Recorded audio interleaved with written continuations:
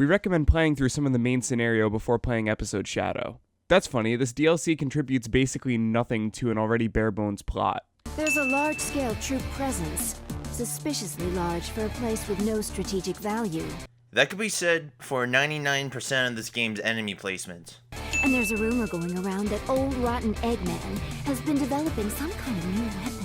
New weapon? The purple gem wasn't developed by Eggman, unless they're referring to the Death Egg. In that case, this is like the 6th time we've seen it. It's hardly new. This is E123 Omega. All sensors offline. Damage to parietal lobe region. Since when did robots have brains?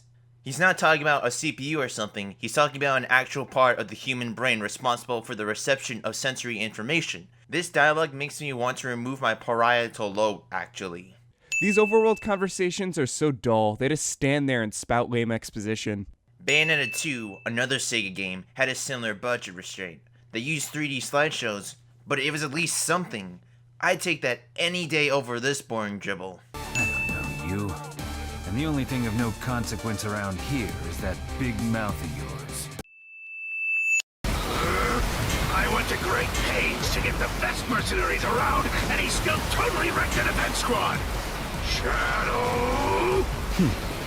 Should have hired some defense squads for the defense squad. That line, along with that delivery, was badass. Minus a sin.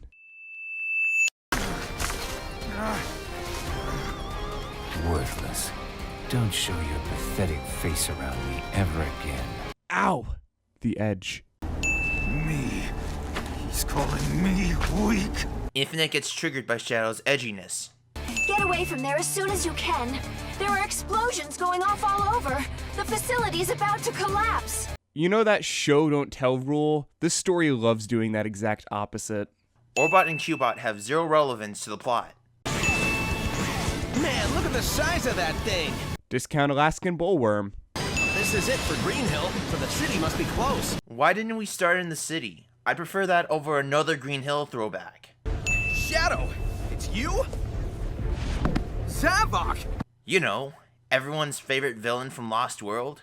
Oh no, it's every villain is Lemons. No, wait! It's something else. Gotta scan him and figure this out. Why aren't they being the living shit out of Tails? He's standing right there. Sonic is gone, Amy, and Tails has just lost it. And by lost it, you mean fixing a random robot on the street. And the resistance in the city is reporting that whatever it is that finished Sonic. Sorry, I'm still not used to saying that. I'm still not used to taking this story seriously. Whoa! Chaos! Sonic, help me! Remember when Tails wasn't a wimp? Yeah, good times. Classic Sonic Ex Machina. Oh! You're that Sonic from another dimension, aren't you? Barring the usual timeline hoopla, classic Sonic is randomly shoehorned into the plot. Maybe the power that Eggman is using is somehow affecting other dimensions. As we continue, the Phantom Ruby does whatever is convenient to the plot. There is no reason to resist. It simply is no. All of those animals are dead. The Rookie is the only relatable character in the game. Torturing Sonic just to pass the time. Oh, that's low, even for Eggman. Sonic Unleashed would like to have a word with you. The Death Egg? Oh man, that's not good. None of this is good, Vector. That's why it's called war.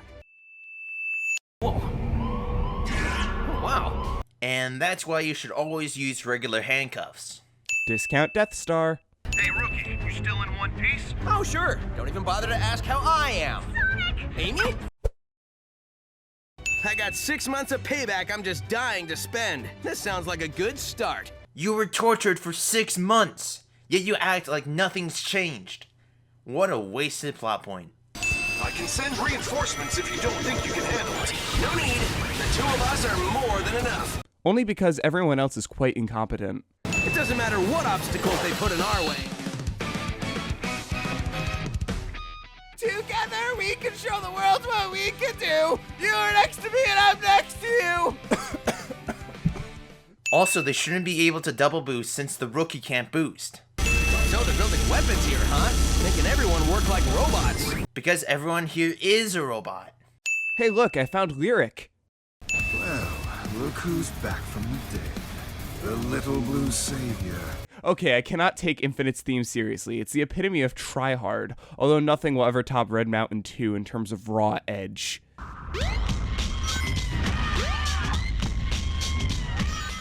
Impossible.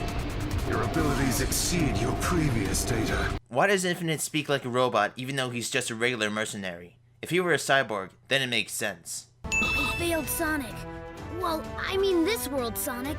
All Tails does is either stand by the sidelines or deliver exposition. No wonder he failed Sonic. And with that, the disposal of the Phantom Ruby prototypes is complete. Why are they having this conversation out in the open? Wouldn't it make more sense inside a base? It was a defective model. It could only record the DNA of the one that triggered it. Only a being with my strength of will could ever activate it. That being an inexperienced rookie. Phantom Ruby prototypes? And Sonic is alive? Why didn't the Resistance tell him that? Sonic is Tails' best friend. He deserves to know. We've engaged enemy forces at Seaside Hill. We can't spare anyone. Why isn't Seaside Hill a playable stage? I prefer that over the billionth Green Hill rehash. Nice work. A fine display of skill. Here's our biggest issue with the story. It only exists to make the player feel awesome. Think about it. The rookie starts off as a scaredy cat, gains confidence through his heroics, gets admired by the Resistance, and eventually teams up with both Sonics. There's nothing wrong with giving empowerment, but it's at the expense of everything else. There's no tension, the side characters are nothing more than cheerleaders, and the rookie's the only one that grows. I mean, classic Sonic and Tails get their own arcs, sort of, but their development is so lazy it's pretty much non-existent. All this culminates into a story that makes the player feel great, but is ultimately devoid of substance. Sonic's alive! Come on, we have to go find him and tell him about Eggman's plan. Whatever his plan is. Tails has a fine working walkie-talkie. He can contact the Resistance at any time. Sonic and Silver were here a few nights ago, yet they somehow overlooked this piece. You worry too much. Look, I'm perfectly fine. It's been generations since I seen you. Okay, now they're just trolling us. All right, Shadow, what's the deal? Chaos Control! Now that's a combo breaker. Combo breaker! Also, Shadow uses Chaos Control, but the Chaos Emeralds are never mentioned. Can create virtual reality projections. They have mass and form, but no heart and soul. So why doesn't Infinite just make, well, an infinite supply of replicas? If he can bend gravity and create wormholes to other dimensions, there's no reason not to use all his power. Exactly. That's why we're focusing on a full frontal assault on Metropolis. What's important is to have a well-thought-out strategy. I thought up this strategy in about a minute and a half. It's official. Knuckles is more reckless than his Sonic Boom counterpart. Oh, absurd! What can that rival do with an all-out attack? Why is Eggman's voice clear? Isn't he speaking through his radio? The rookie breaks the laws of physics. Maybe he's training for an episode of Boundary Break. To make the Phantom Ruby, make them wish they'd never been born! Stay calm. What you're seeing isn't real. They aren't tripping mushrooms, Knuckles. Infinite is literally bending gravity. 80% of our forces have been wiped out, and we've lost contact with the rest. The rookie is our only hope now. Yep, the Resistance is definitely screwed. Hey, don't be scared. This is your moment to shine. Use the Force, rookie. The rookie single-handedly beats a skilled mercenary. So, this is where the database is. Wow, he's got like 10 terabytes of selfies. I mean, yeah, he's pretty neurotic, but there's literally nothing in the series to suggest he likes taking selfies. The Phantom Ruby, a weapon that takes control of people's visual and depth perception to feed false information to the brain. Like a dream so real, if you bump yourself in it, your sleeping self will bruise? It's hard to believe. But it can alter reality beyond a person's senses. Infinite was bending gravity in the last level. The rookie's facial expression. Okay, I'm in. The computer room is up ahead. Dang, they missed the chance to say Vector's iconic line. Find the computer room! Hey, the defense system's still up. I thought we shut it down. It's a giant Death Star. Of course it would have backup power. Null space? It's a little something that the Phantom Ruby cooked up. A closed-off space where absolutely nothing exists. Except for discarded GameCubes. Since the Phantom Ruby can create wormholes, why doesn't Eggman use it more often? He'd easily win the war. Suddenly, the rookie. Let's head back. Everyone's waiting for us. Double boost! This moment lasts for only 10 seconds. You can take it out and the level stays exactly the same. All we did was climb this tower and they just fly away? Yep, the previous level was pretty pointless. But when the battle ends, we'll have to part with Sonic. I mean, this Sonic, won't we? Yeah, I don't feel anything between Tails and classic Sonic. They go, "Hey Sonic, yeah? Wanna stop Eggman? Sure." That's their entire relationship. Despite having an extensive character creator and an existing randomization option, they decided to duplicate the same 6 models. Hey, Infinite! Long time no see. I did not hit her. It's not true. It's bull. I did not hit her. I did not. Oh, hi, Rouge. No. They should all be blind. All these animals have the exact same animation. Instead of helping their comrades, Tails and the rookie hang out on a random cliff. He said the Phantom Ruby prototypes only react to the person who activated it. That must be you, buddy. Your courage and heroism are probably what triggered it. Sonic Forces is pretty much bad fanfiction that became reality. Hang in there a bit longer. Show everyone what you're made of. Come on, you can make it! This is the turning point, guys! So both armies just stood around doing jack shit while the rookie did his thing? What? Sorry, Sonic. We've done all we can. Good luck out there. You get plenty already. Leave the rest to us. The resistance is so bad they rely on 2 hedgehogs and a rookie to save the day. How about, here lies the blue buffoon. Why not, here dozes the masked clown. That is the worst retort I have ever heard in my life. Perish along with your useless friends. Even Infinite knows the story sucks. Rookie Ex Machina. The things that can't be defeated are heart, soul, and the bonds of friendship. And teamwork and stuff. Despite being a cool new villain, Infinite gets jettisoned from the story. Wow! Having 2 Sonics is so dreamy. Amy, you had the whole game to say that. Why now of all places? Double Boost is used so often, it lost all its novelty. The Fortress Reactor was just a decoy. All they need now is to throw rocks at it, damage its core, and go through a recycled Sonic Colors boss. Sounds about right? Victory is ours for the taking! Triple boost! Again, you shouldn't be able to multi-boost if 2 of the 3 characters lack that ability. Goodbye, Sonic. Can't wait to see you in a web cartoon that completely ignores the events of Forces. We need to fix the real world we all live in. We interrupt this game to bring you Captain Planet and Knuckles. Man, the first time I saw you stumbling around, I had no idea you could pull this thing together and see it to the end. This is the only payoff to the only character I care about. You did good out there. It's not like you just waited till the last minute to come in and act all cool, saving the day. I know she's exaggerating, but she's right. Hey, you're taking off too? I was thinking the same thing. I made that speech the other day, but screw it, I'm a lazy blue bum. You and I aren't so different. Sonic forces me to reconsider my life choices. Next up, gameplay sins.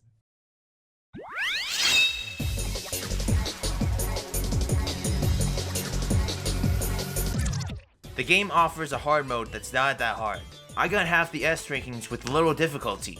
Let's talk about level design. A platform game might have great mechanics, but if the design is heavily flawed, your game suffers. This is the case for Sonic Forces. Most of the stages can be beaten in under 3 minutes. Shorter isn't a bad thing, but they feel like fragments of a larger stage that was never finished. They end before they develop. Plus, there are only 3 level designers. 2 of them are newcomers, and the third's only prior work was Lost World. It's mind-boggling that they didn't rehire the designers behind Generations. Forces is a huge downgrade in comparison. Firstly, they ditched drifting.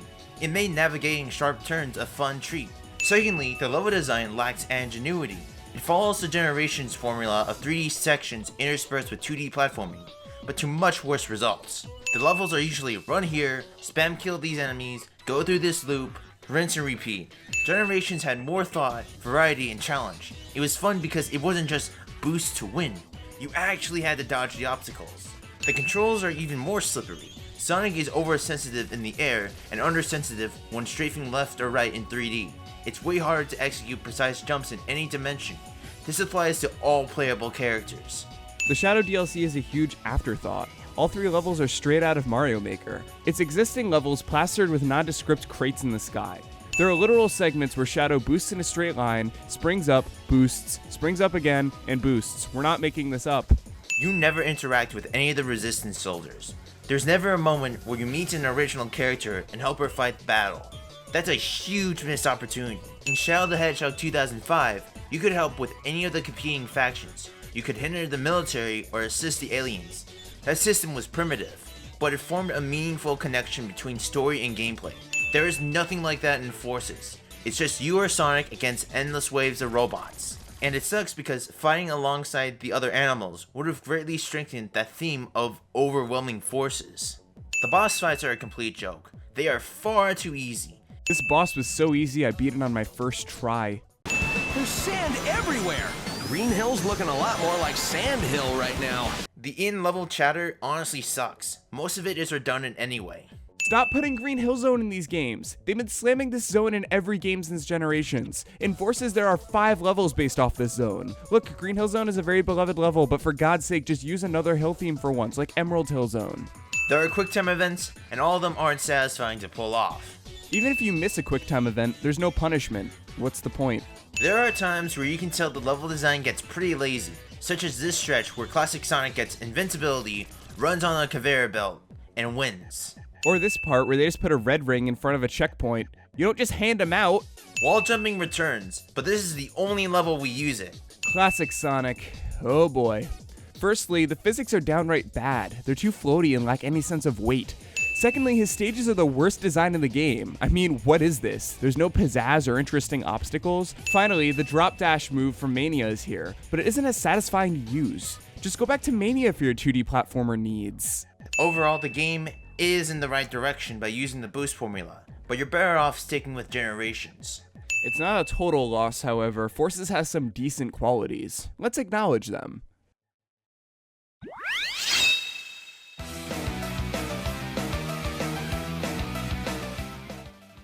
The soundtrack has some bangers. I can't get Fist Bump out of my head.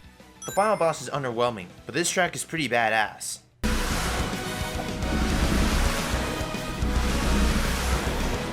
It fixes our beef with the Wisp aliens. From Color and Beyond, the Wisps slowed action to a crawl and felt like an afterthought. With Wispins, they are useful tools. They differentiate the rookie and add variety to his stages. Plus, they're pretty fun to use. The game's brief length is disappointing, but it is also a positive.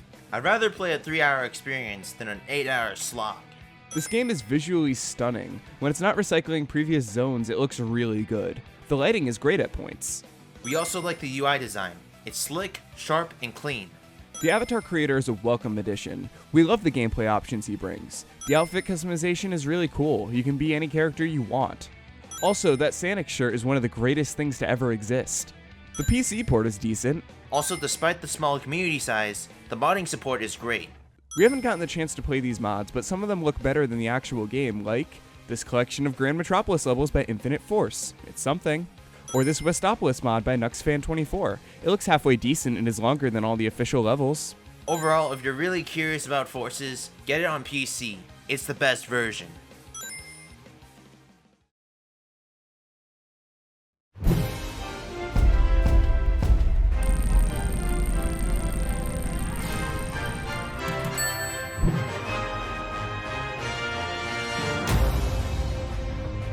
I am not weak!